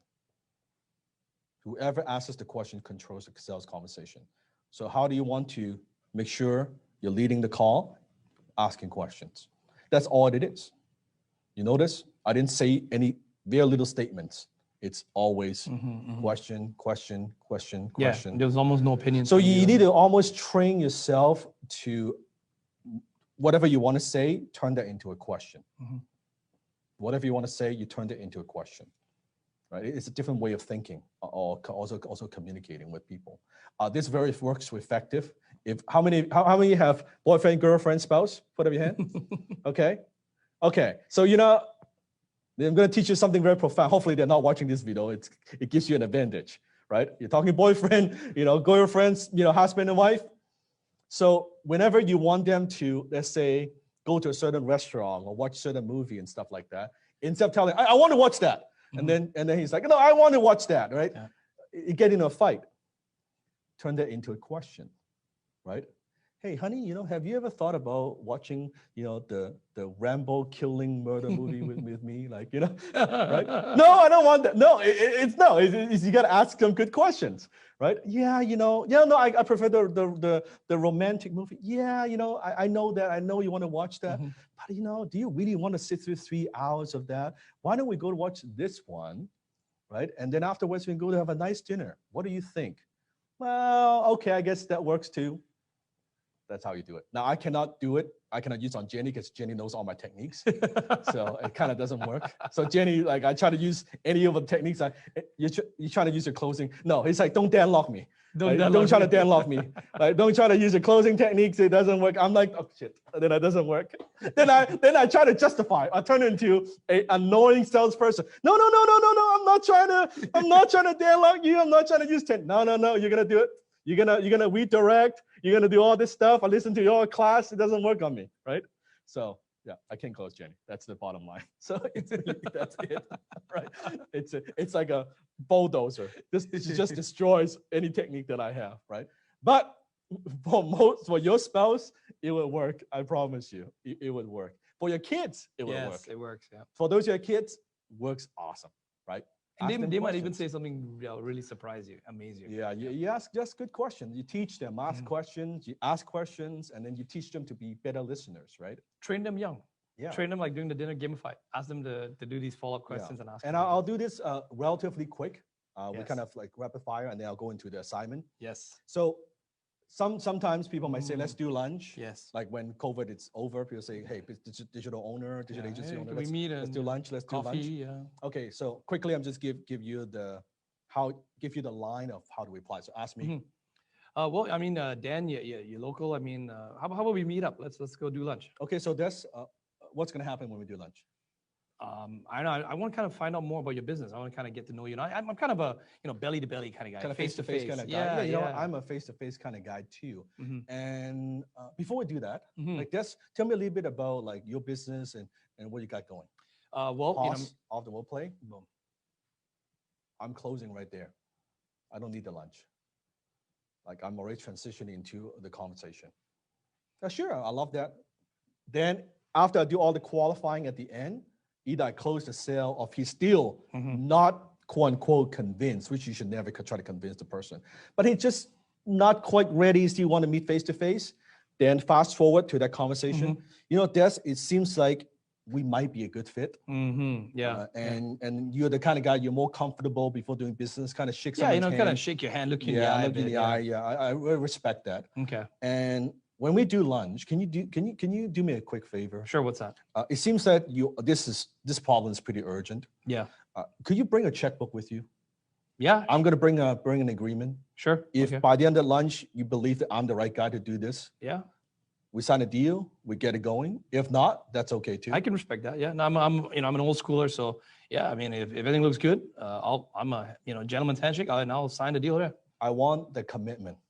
If I'm going there, I'm going to pick up a check. I want a signature. I'm bringing my agreement to sign. Not, we'll see how it goes. We meet another time. How many have done this? You meet again and again and again, and then no business gets done. You're paying for all the lunches. No. If he wants my time, I want some commitment from him. Right? So then we go there, we get it done. Send me a proposal. Yeah. Someone tells you this objection. Go ahead, tell me. Dan, I mean, can you send me a proposal? I'm sorry, what? Proposal. Just I got to jump off. I got to take another call right now. Just shoot me a proposal. And what would you like to see in the proposal? Kind of what we talked about in the call here. Just your price and what else are you guys going to be offering and stuff like that. Okay. And then what's your guarantee and so forth. Okay. And then if I send you the proposal, it lists all the things that we do. Yep. And we talked about. I kind of gave you a little bit idea of how much I charge. Yeah. You're comfortable with that? That's within your budget. I may need some time to think it over. I'm not guaranteeing I'm going to sign anything yet. Pause. You see, it's not the proposal. It's not going to move forward with the deal. Yeah. So that's what it sounds to me is, even though I send you a proposal, you like the proposal, we're not going to do this today, are we? Well, not that. I've got a partner that I need to run it by. We make equal decisions on everything. So okay. Do you think it would be helpful if before I even do the proposal, that you and me and the partner gets on the phone, a 3-way call, kind of let him ask me some questions. I ask him some questions to see if we should move forward with this. Right? Yeah, sure. I mean, he's kind of busy. He's on a 1 week vacation right now, but when he gets back, then, we normally have a meeting on Monday. Yeah, I can talk to him first, or you can join the meeting. Either way works. Pause. It's not about the proposal. Why would I have him try to sell the partner when there's another decision? In this case, the truth comes out. It's not the fucking proposal. It's just another decision maker. That's a new piece of information. I need to talk to that decision maker. I don't want to give him a proposal, have him do a half-assed job, try to explain what I do to the other partner. He's going to unclose what I've closed because he's not you. So don't do that. Let me talk to that partner. Let's do this. See who is actually the actual decision maker. And usually, by the way, when they say, well, we make decisions 50-50, bullshit. That guy is the decision maker. Yeah. He can't make the fucking decision. It's someone else. Yeah. I need to talk to that ultimate decision maker. Not doing a proposal. Has nothing. The proposal is smoke and mirror. But can you imagine spend a week working on this shit? Crafting the perfect proposal, you send it to him, he presents to the partner, you never hear from him. You never following up, you're doing the follow-up game. No, I want to get to the truth, what it is. Make sense? Don't do it. You don't need to do it. I need to think about it. How many have heard that before? Right? Go ahead. Well, Dan, it looks good and everything, but I got to get going. I need some time to think about it. Des, I've been doing this for a long time. Yeah. And usually when people say that they want to think about it, what they mean is actually no. Isn't this the case here? Well, no, I didn't say that. I just, I don't rush on making these kind of decisions. Okay. So what are you actually saying? Just give me some time. I just need some time to think about it. I want to just make sure this is it's not a no? No, I didn't say no. Not no. Maybe just it's I need to take care of some things before the end of the month, and then maybe in a couple of weeks, 2 weeks, we can get back and let's talk about it then. Okay. In between now and the 2 weeks, what information you need from me in order for us to move forward? Is that the ghost? That's the ghost one. Okay, my God, that's good. That's the alarm right there. That's awesome. So what information you need from me in order to make a decision? Well, it's I think you've given me a lot of stuff. You send me those case studies that you did. I want to see what kind of results you did for the other companies, and even if you can shoot me a name of someone I can speak to, that'll be fantastic as well too. I think that'll be helpful. And you're gonna do that in the next 2 weeks? Yeah, I'll take care of that. Okay, so I'm gonna give you some numbers you could call, some of the clients that I have, plus some case studies that we have. Yeah. In 2 weeks, when you are ready, why don't we now set up a time that we connect in 2 weeks? Okay. What does the schedule look like? Yeah. I've got some spaces open on maybe Wednesday. Yeah. Pause of the role play. You see how that works? I want to get to the bottom line. I want to get to what is the issue, and just that, right? Now, of course, I'm doing it very quickly. You need to listen to this and practice, right? Because I train my students how to do this. It looks so effortless from me because I've been doing this for a long time. Trust me, when the first time you do it, you're not going to be as smooth, yes? Yeah. But with practice, you'll be you see how there's no thinking involved. There's no hesitation. There's nothing that the prospect would tell me that I've never heard. I can do this in my fucking sleep. I can be half asleep on the phone. You give me an objection, I can, it requires no effort. It's effortless when you get it. Doesn't matter, it's too expensive, it's too much. What if it doesn't work? Do you have a guarantee? I need to talk to my partner, I need to talk to my cat, I need to talk to my spouse. I need to make all the stars and make sure it's lined up before I can make a decision. You name it, I've heard it all. Makes no difference. You know how to close, you just know how to close. It's quite easy, okay? And it's all about asking, right? The right prospect, the right questions, right time, with the right tonality. Now, of course, you have to talk to the right prospects, right? That's a lot of what Jeremy talks about, having that perfect client trade. Right, that's what it's about. That's what closing is all about. I'm not going to go into all these different types of questions. We have open-ended questions, closed-ended questions, ignorant questions, multiple choice questions. There are many, many different types of questions you could ask. You have to ask the right type of questions at the right time to get the effect. Okay, but I don't want to overwhelm you with all this stuff, right? But knowing that it's about asking questions. You don't need to ask the perfect questions. You can stumble a little bit here and there, you will still get the sale. Because guess what? Most agency owners, they suck. Can't close worth a shit. don't know how to ask questions. They just don't know. Actually, maybe Dan, for this one, even just one as an exercise, guys, right? Maybe just put a post, like what are some examples of open-ended questions, closed-ended questions, ignorant questions, multiple choice questions. Well, all my CC students will know the answer. Yeah. That's not fair. Okay, so maybe HTC questions. That's not fair. They should wait till tomorrow or something. Yeah, it's not fair. They'll know all the answers. Right? It's not the answer. And then you have redirection questions. You have answer question with a question. You have reverse psychology questions. Many different types of questions. Yes. The most powerful 3 words I know of in closing, I'm going to give you one, is I don't know. I don't know. Most salespeople, they want to pretend they know everything, but to get control very quickly, I don't know. It's one of the most powerful things you could say. So ask me how much I charge. Yeah. Well, Dan, I mean, for your services, I mean, what are we looking at? Like, how much is that? I don't know. Well, what do you mean you don't know?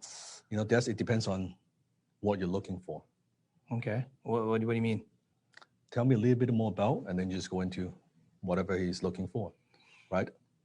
When Dan does that, he is trying to extract from me what I consider to be value. Yeah, not what I think is value. Yeah, what he thinks is value. Once I've opened my mouth and explained what I think is value, but at the same time, I know a lot of my new students, when I taught them this, they would say, "Oh, Dan, you taught me I don't know." So they use the freaking thing 10 times in a phone call. Yeah. No, this is one of those moves. You might use it once in a phone call to kind of get control. You do not do this. Okay, ask me, how long have you been in business doing that? How long have you been in business? I don't know. How does your service work? Well, I don't know. How much is your service? I don't know. When do we get started? I don't know. What the hell do you know? No, that's like, you're taking it out of context. Yeah. You only use it very strategically when you feel like they're challenging you, or you're losing control. It's one of those like kind of emergency move, okay? That you like, it's like the emergency, you just, boom, you just redirect, right? To make them think, to make them give the answer. It's like it's not what they expect, because they're expecting you to justify when you say, well, right? Yeah, what kind of services do you provide? I mean, like, I don't know. And they would get emotional. What do you mean you don't know? I thought you do this for a living. Well, I don't know what you're looking for yet. Oh, okay, I'm looking for A, B, C, D, and E. And then they'll be like, okay, now we get started. So practice with me quickly. I don't know. Say it. I don't know. Yeah. I don't know. So how much you charge? I don't know. I don't know. Right? What time is it? I don't know. Right? Are you gonna do the work? I don't know. Yeah. Right? You haven't paid me yet. I don't know. I don't know, man. I don't know. Right? I don't know. It's very powerful. I love that. So action steps. If I was to ask you a question in terms of how much value you've gotten from day 4, if you were to place a value, how much would that be worth to you? I'm asking a question. And don't say I don't know. Yes. Don't say I know you're going to do that. And I know you don't know, but if you did know, what would that number be? That's right. Let's say, hypothetically, you did know. 25K. Love that. Love that. Priceless. It's like the MasterCard. Yes. Priceless. Gazillions, John. No, but seriously, realistic value, if you were to implement what I teach in terms of closing, get how that much, on that how much does it be worth? 10K, I love that. Patricia, love that. 50K, 100K, 110K. If I could help you just get that little bit more percentage, right, to up your price a little bit for your next close, your next client, I'm very happy. See, Johnny said, it already made me 100K last week. I love that. I love that. I love that. I love that. And it's great. And it should be fun. It shouldn't be a stressful endeavor. It should be a fun thing that you do. I love closing. Philip's got definitely the emerald. Some of you guys $1,192. It's very precise. Precise. Where's the decimal point? Yeah. And 22 cents. And 22 cents, that's right. And 22 cents. I love that. So action steps. What are we going to do? One, if you haven't done so already, you set up a Calendly or a Schedule Once account. Yep. When you are doing your cold email, when you're doing your outreach, you do not want to have just a phone number. Yep. You want them to schedule a time with you. You can get a free account, you get a little pay account, whatever, a few dollars, so that when they say they want to talk, you send them a link. Because when they book the time, what happens? They call you. And there's a tremendous power in terms of positioning when they call you versus you call them. Okay? When you call them, you're the salesperson. When they call you, you're the expert. Yes. When you call them, you're the salesperson. When they call, you're the expert. So you want to create that inbound.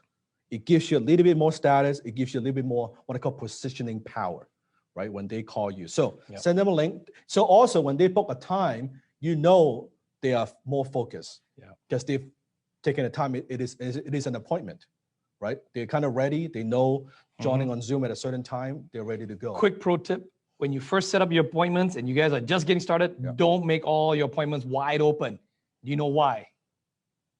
You look what? You look desperate. That's right. Now, strategically, don't also block off too much times. So my advice to you, have 2 or 3 slots open at different times of the week. So a couple of mornings on morning, maybe 8 and maybe 2 p.m. on Monday. Yes. 11 on Tuesday and a 5. Because the prospect won't see what you do. You could say breakfast, block out 30 minutes. That's right. Time with the kids, 2 hours. Yes. So like all that time is gone. I have an appointment with the toilet, so I have an appointment at 8 o'clock or whatever. Yes. Well, that's pretty old man appointment with toilet. I'm making an example because you had the toilet example. That's right. So you block out the time. You have a couple of slots, but not too many, right? You don't want to overwhelm them with too many choices anyway. So then they book, right? That's when you can use the whole rescheduling thing because good you question. Are busy. For most of you guys, I would recommend 60 minutes. Yes. 60 minutes. With a 15-minute buffer. Yeah, 60 minutes. Yeah. Simply because when you are still learning this, you may not be able to close as fast. Yes. Right? I prefer you have a little bit more time. And that 45, 55 minute is a very good. It gives you enough time to ask the questions, go through what they need. They might have some questions. That's right. Lead them to the close and find out the kind of some of the frustrations. Yes. It takes a bit of time. So I would nowadays I could close shorter period of time. Yep. Right? Because we're training.